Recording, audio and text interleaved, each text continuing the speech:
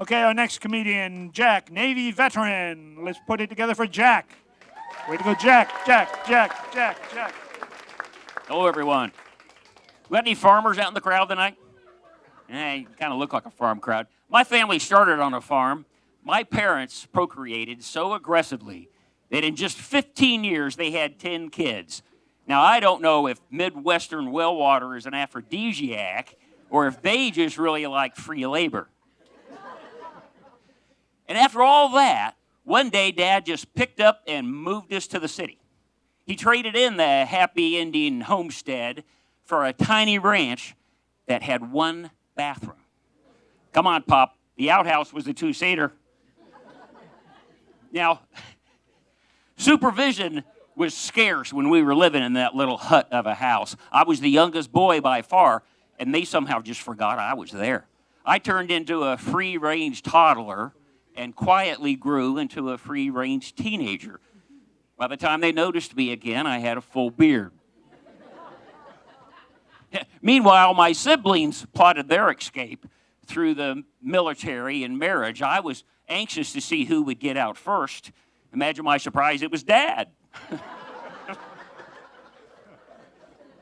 Things eventually worked out for me, though. When my brothers joined the Army, I got my own bed for the very first time. Thank God their draft numbers finally came up. Things opened up a little more as my sisters started getting pregnant on their way to marriage. Now, I never objected to their premarital promiscuity. I wanted my own room. I joined the Navy without realizing I'd have to share a room with 30 new brothers. I saw what sisters could do to our one and only bathroom with their accessories, but I was not prepared for do-rags, afro picks, and jerry curl. I couldn't make any sense of it until I went on Liberty with my friend Mo, who I thought was bald nearly, and he shows up with a full-on afro. Where were you hiding that, Maurice? I lived on an aircraft carrier long enough to lose the range of hearing required to understand the female voice. I'm appealing the VA's decision that it's a feature, not a disability.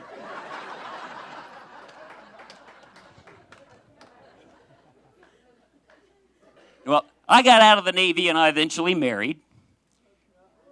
I did. My wife has to always remind me the year of our nuptials, which I hate because it triggers the addendum. Honey, this will be our 38th anniversary, but we've been together 40 years. Why'd you have to add that?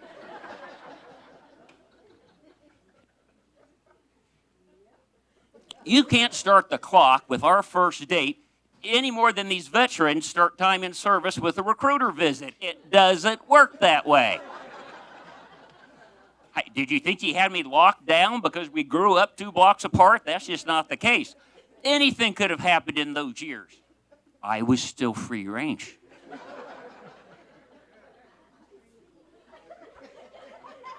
You got to play the long game in marriage, let me tell you. Yeah. You never know when you're going to need something done that nobody outside of a hospital is going to touch.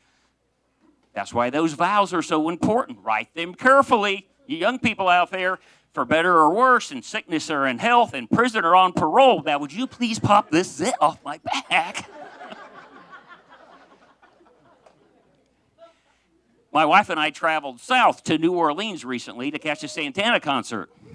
It was too cold to swim. All the potholes were closed.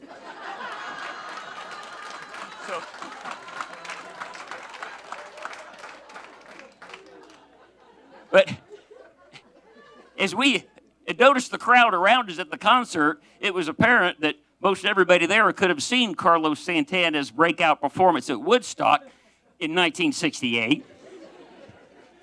You can't blame them. They were just trying to reclaim their freedom. To do that, they had to forget about kids.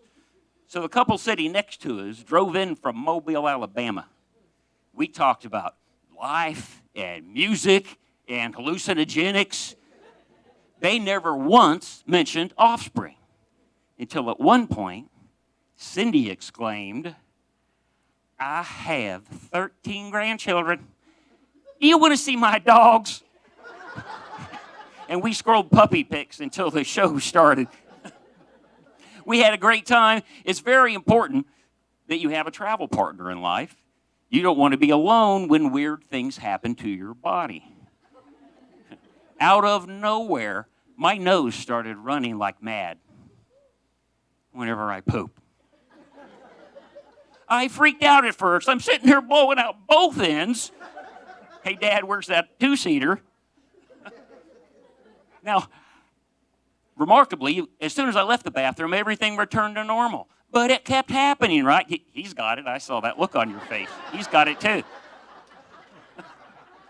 Well, I started to think there was something seriously wrong with me, and my wife insisted that I get a professional medical opinion.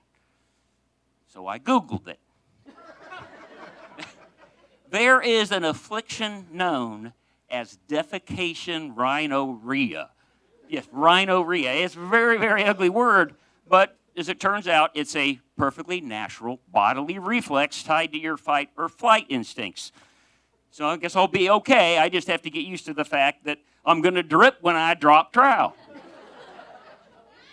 So good news, I'm going to live. Except now, when my nose runs, I don't know if I need a tissue or a toilet. I guess I'm not free range anymore. You guys have been great. Thanks for spending time with me.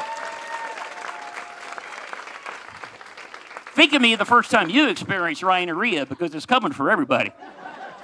Thank you, bud.